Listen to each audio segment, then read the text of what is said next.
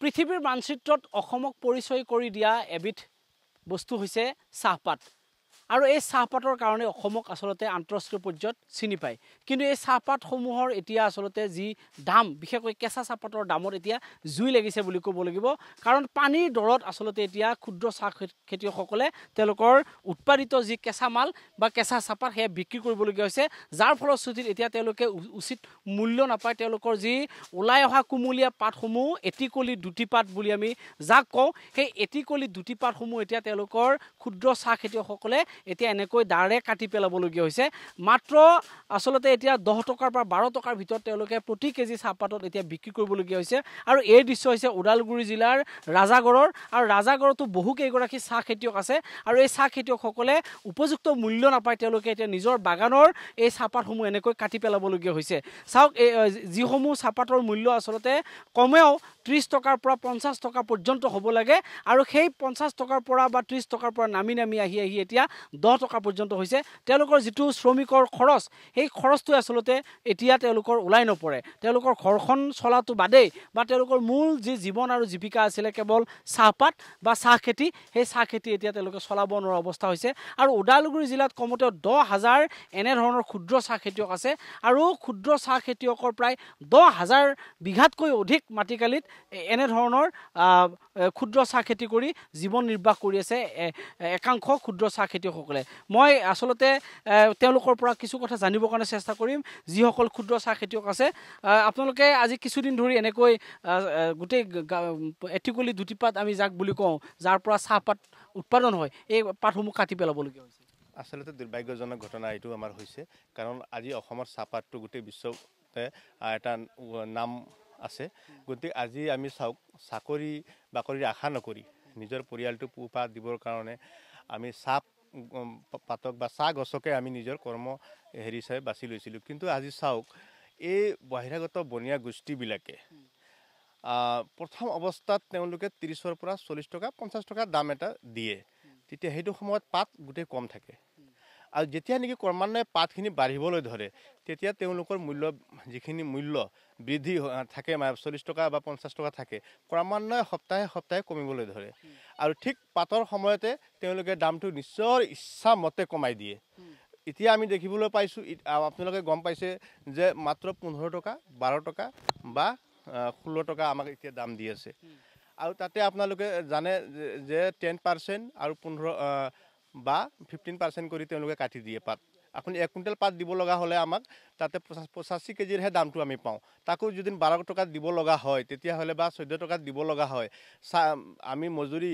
যিসকল আমাৰ ইয়াতে কাম কৰে হাজিৰা শ্ৰমিকসকল সেই শ্ৰমিকক আমি 200 টকা যদি হাজিৰা দিব লগা হয় বা কুইণ্টেলত 5 টকাৰ পৰা 6 টকা দিব লগা হয় তেতিয়াহ'লে গোটেইখিনি ঔষধ আপোনাৰ যিখিনি যাৱতীয় খৰচ গোটেইখিনি হিচাপ নিকাচ কৰিলে আমাৰ তাত 2 টকা মানকেহে বাচি যায় গতিকে এই 2 টকা বাচিলে আমাক এই কৃষকসকলে কেনেকৈ চলিব পাৰিব আমাৰ নিজৰ পৰিয়াল আছে আমিতো ক'ৰবাত চুৰ ডকাইত কৰিব নোৱাৰোঁ আমি জংঘলত যাব নোৱাৰোঁ আজি যে এই উগ্ৰপন্থী সমস্যাবিলাক কিয় হৈছে চৰকাৰৰ কিছুমান ফুপুলা নীতিৰ কাৰণে আজি যদি এই ক্ষুদ্ৰ চাহ খেতিয়ক আজি ওদালগুৰি জিলাত কমেও 10,000ৰ ওপৰত ক্ষুদ্ৰ চাহ খেতিয়ক আছে কিন্তু আজি চাওক এই খেতিয়কসকলৰ আজি যমযাতনাত ভুগিব লগা হৈছে তেওঁলোকে হাহাকাৰ পৰিস্থিতি হৈছে তেওঁলোকে চলিব নোৱাৰা হৈছে কিন্তু এই ক্ষেত্ৰত চৰকাৰ আমি ভাবিছিলোঁ পৰিৱৰ্তনকামী বিজেপি চৰকাৰ আহিছে অসমত এখন কৃষকসকলে সন্মান সহকাৰে থাকিব পাৰিব তেওঁলোকে উচিত দাম পাব কিন্তু এই ক্ষেত্ৰত মাননীয় হিমন্ত বিশ্ব শৰ্মা মহোদয়ে কোনো ধৰণৰ কৃষকসকলক লৈ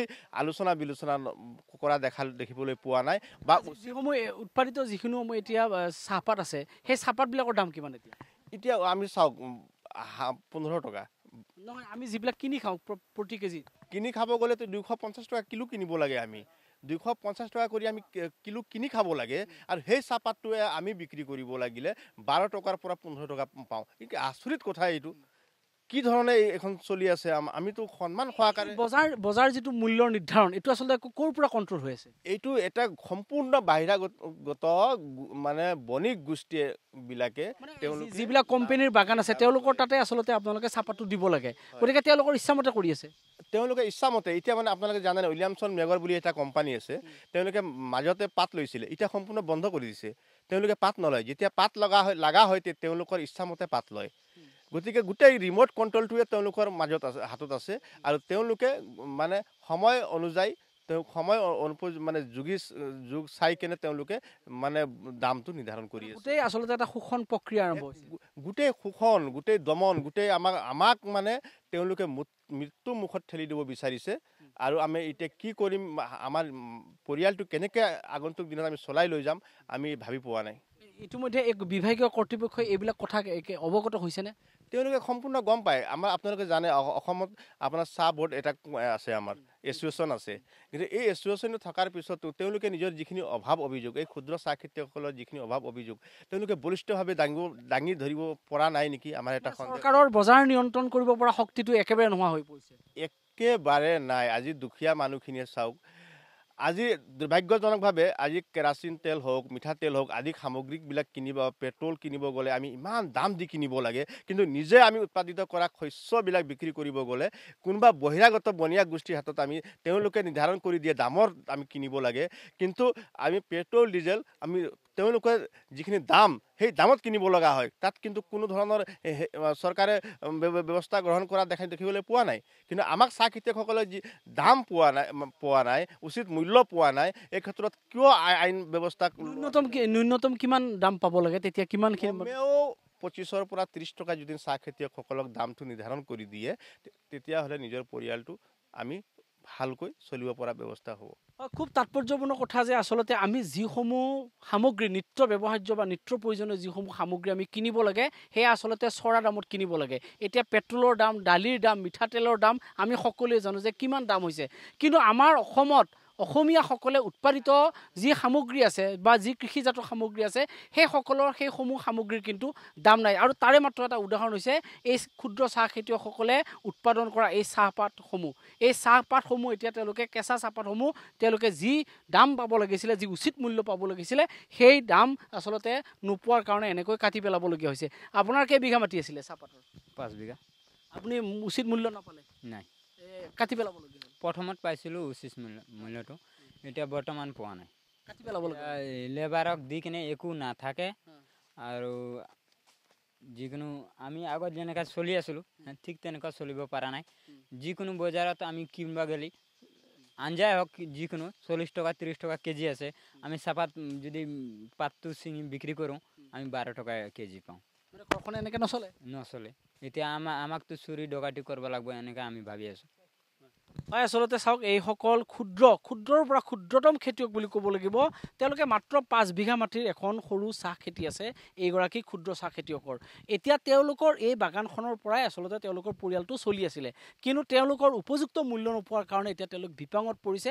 আৰু এয়াই হৈছে আচলতে বজাৰ নীতি বুলি ক'ব লাগিব।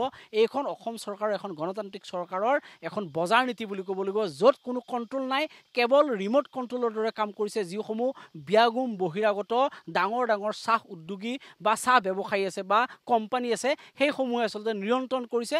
কাৰণ তেওঁলোকৰ লাখ বিঘা হেক্টৰ মাটিৰ আচলতে তেওঁলোকৰ চাহ বাগান আছে ওদালগুৰি জিলাৰ বিভিন্ন প্ৰান্তত।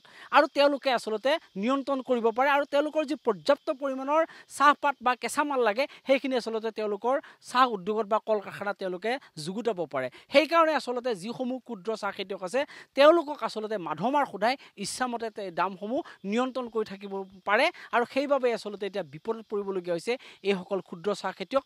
আচলতে এতিয়া এই ক্ষুদ্ৰ চাহ খেতিয়কসকলৰ বজাৰ নিয়ন্ত্ৰণৰ ক্ষেত্ৰত চৰকাৰখনে এই বাতৰি সম্প্ৰচাৰ কৰাৰ পিছত কি ব্যৱস্থা গ্ৰহণ কৰিব, সেয়া হ'ব লক্ষণীয়।